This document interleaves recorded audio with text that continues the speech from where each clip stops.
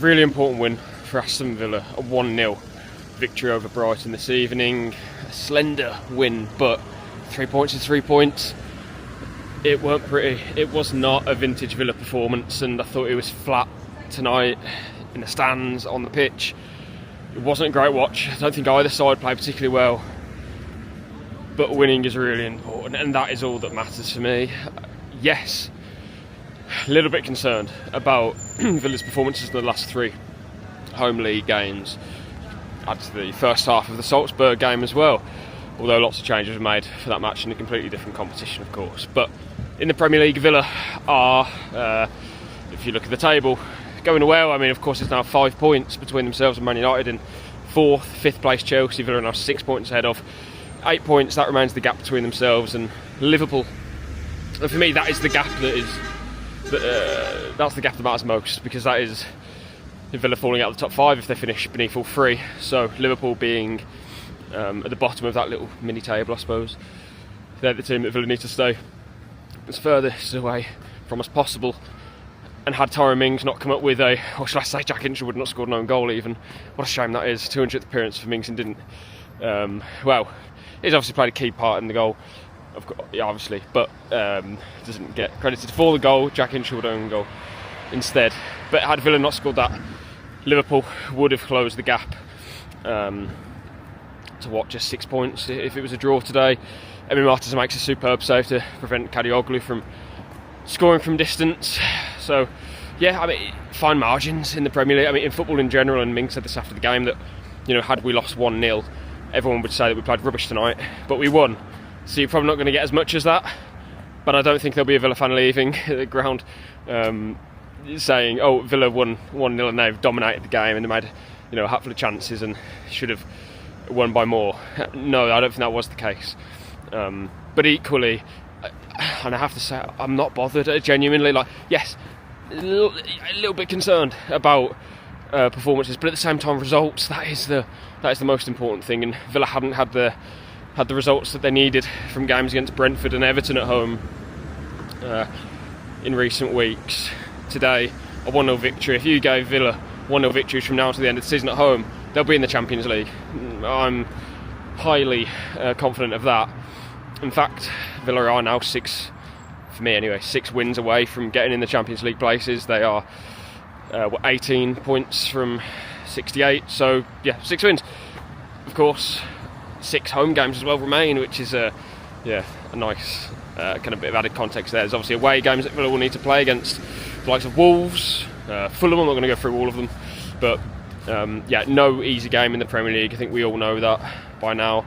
Even when Villa are going well, you can come unstuck against Everton at home, and then Brentford down to 10 men. Today, it felt like a game which Villa weren't going to take maximum points from and would be leaving here frustrated. No wins in 3 in the league at home, but that isn't the case. Villa have now won, and who knows, maybe this can kickstart a bit of a winning run, because it seems to be the way that when Villa do start these winning runs, and there's been so many of them, but I look back to that match against Bologna, for instance, and then Fulham. Villa, of course, went down a goal in that game, and in the second half galvanised a little bit, and that kick-started a run in the league. But it was the Bologna match, wasn't it, that got them back up and running for the campaign. That started their revival after a really poor start to the season, and I'm not saying the last few weeks have been anything like that in terms of results. They haven't been brilliant. Villa have had a few wins here and there. Your Newcastle, fantastic result. Salzburg here, of course, Fenerbahce too. But I'm looking all the way back to Nottingham Forest. If you go into the league, really, for the last time that Villa had done anything at Villa Park, and that feels quite a long time ago now. The Forest are obviously a side banging trouble. Villa go to Forest, as I mentioned. That will be an interesting game. Villa also have to play West Ham here, so 2 teams that will be scrapping for their life. I think those games were played after Villa played Chelsea and Man United, 2 teams around them. So this is why I said before this match, it's so crucial that Villa get points at home against Brighton, at home against Leeds, and at Wolves. A lot of people said minimum 7 points. It's a minimum 9 points for me. I think they're really important. And yes, if Villa lose, both games to Wolves and Leeds, they're probably still going to be in the in those Champions League places. But it's the opportunity that they have for me that they really need to grasp. We know that Europa League knockouts, they'll come soon. That won't be easy to manage the squad with. Today, Cash not available for the game, and go on to Bogard shortly and a few individual performances, but we know how difficult it's going to be for Villa to manage that competition, the pressure that comes with it. It's another walk and talk. I say Villa have to win the Europa League, but equally they need to get back in the Champions League, considering where they are and the buffer that they've built up. And again, opportunity for me is the key word here. They have to grasp it. And if Villa can beat Wolves and Leeds, I know I'm looking forward, but I'm grouping these 3 games together before Villa then host Chelsea, before they then go to Man United, 2 teams around them. If they can take maximum points from the next 2 in the league, that leaves them with 3 games to win, probably. Sorry, not 3. Not 3 games. It would be 4 games. Sorry, 4 games to win out of 10, which is absolutely achievable for a team who have picked up the amount of points that they've picked up so far in this league season, Villa. But just on that point as well, I say it a lot because you don't want to get in a position where, let's say, semi-finals of the Europa League, Villa are also then having to go 3 days later to play a crucial game against X team, Spurs at home, let's say. That Spurs game, for example, needs to be hopefully the one that Villa get into the top 5, almost guarantee it if they win, rather than it then going to a Liverpool at home, which could be, a battle of 2 teams trying to get into the top 5. There's of course a Europa League final that could be played between Liverpool and Man City, those 2 last games, like last season when Villa played Spurs then played in the final, and then United, of course, the losers of that final, go and beat Villa. So where we are now, let's get to that bit, because I've spoken a little bit there about what's to come and other teams around Villa, but I haven't listened to Emery there, have I? Because in his press conference afterwards, there was a question to him from a reporter asking, is this win all the more important because of the sides dropping points last night on Tuesday evening, Man United at West Ham and Chelsea drawing to Leeds? Emery, as soon as Man United and Chelsea were spoken, he started shaking his head, looking down, and nearly cut the question off and just said, no way, we're not talking about what I'm not going to talk about other teams, essentially saying he doesn't care about the results. And I mean, I'm interested by him because it's certainly something to, when teams drop points, it's a successful hate watch at the end of the day. What else are you going to do on a Tuesday evening? But I absolutely understand what you're saying, and it's what I was talking about in a walk and talk after the Brentford defeat. Villa know what they need to do to get in the Champions League. It's about 7 wins back then, and now it's 6 because they've obviously ticked one off. And this would get Villa to 68 points if they won 6 more matches. And in 5 of the last 6 seasons, that's enough. And if Villa get to that point of 68, well, Liverpool are going to have to win, 9 of their last 12 games? Or 8 of the last 12? It's a real ask to do. And obviously the 2 teams near Villa as well, Chelsea and Man United, they have to do similar. Anyway, back to Emery's point of full focus on ourselves. He said on our plan, on our points, on our way. We're building a team, that's all that matters. And it's true, Villa aren't chasing for the Champions League places. They're in there. They consolidate themselves in the top 3 tonight, albeit 5 points, but that's 2 match weeks that Villa will lose out. They'll drop out if they lose both match weeks and Man United win both. So, or Chelsea as well. So, yeah, you kind of, I don't know, I think you're looking in like 3 weeks, 4 weeks time if Villa are going to drop out of those positions, and even then it's Liverpool that occupying the position outside.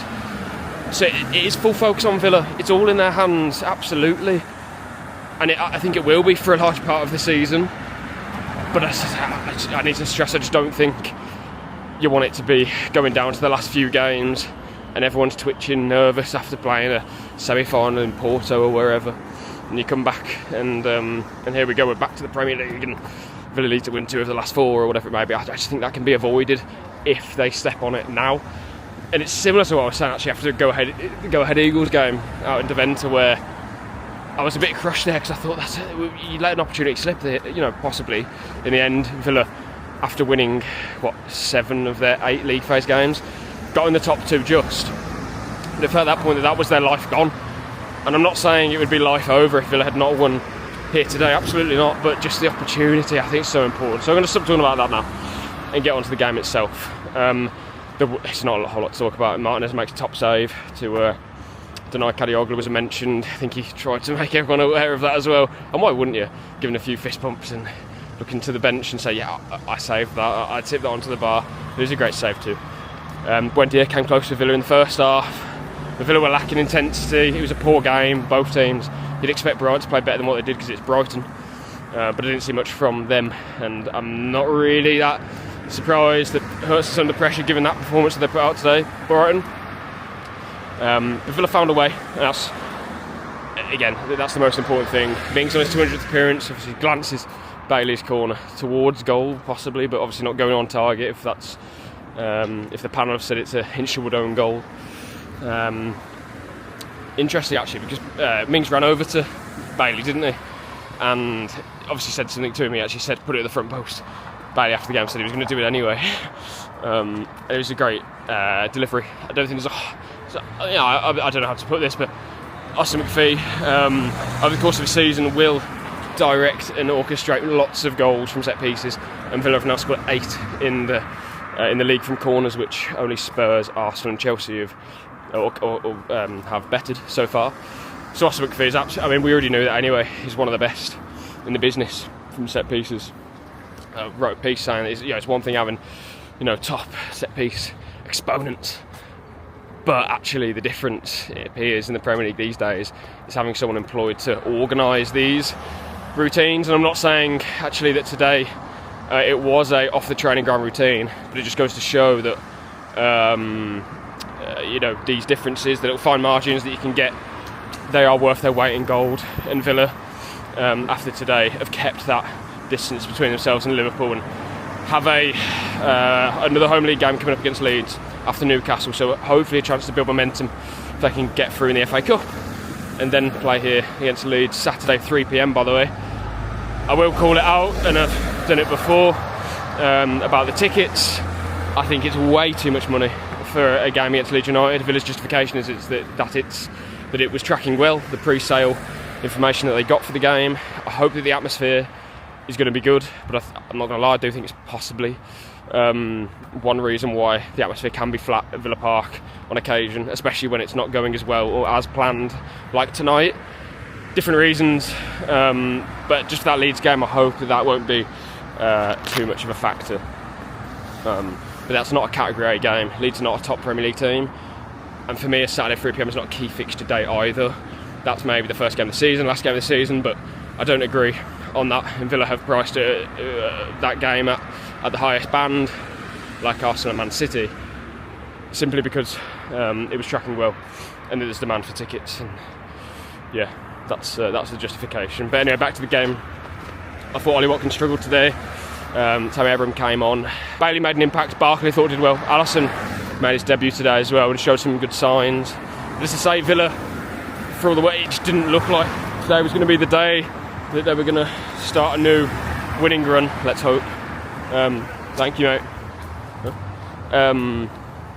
So yeah, in the end, it's a set piece that Villa have won the game through, and I'm not going to go over and pour over every detail from it. As I mentioned earlier, Bogard came in for Cash, a small injury, probably going to miss Newcastle, Emery says, but let's hope he'll be back for the Leeds match because Villa will need him. I think Bogard did okay today. I'm always hesitant to criticise Bogard in certain points because for me he's not a right back, and Matoma, you could tell, had the beating of him simply through his pace.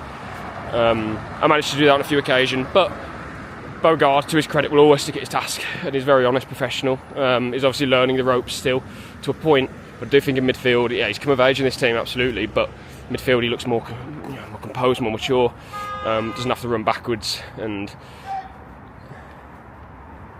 yeah. Sorry, just shouting match down there. Anyway, going to wrap up here, head back home, and then look forward to the FA Cup game here at Villa Park on Saturday. Villa obviously had a good run of it last season and got to semi-final. For me in the FA Cup, it's always a bit of a let's see where Villa can go in the competition, because we know it's beneath the Premier League and probably the Europa League as well for Villa this season. But if they can get through and get into the next round, the 5th round, and they can get a decent draw, a home draw, like I think they had Cardiff in the 5th round last season at home, then yeah, bring it on. They can go far, but it will test the squad, I think. Anyway, enough yapping from me. Claret and Blue, there'll be a post-match verdict from Matt Kendrick and Dan Rollinson live now, or actually when it's posted it should already be out. Then there'll be, what day are we, Thursday? There'll be a live Q&A with myself and Rollo on Thursday afternoon into the evening, and then there'll also be a look forward to the Newcastle game on the Friday, and then all your normal bits and bobs on Claret and Blue post Newcastle, and of course coverage across Birmingham Live as well.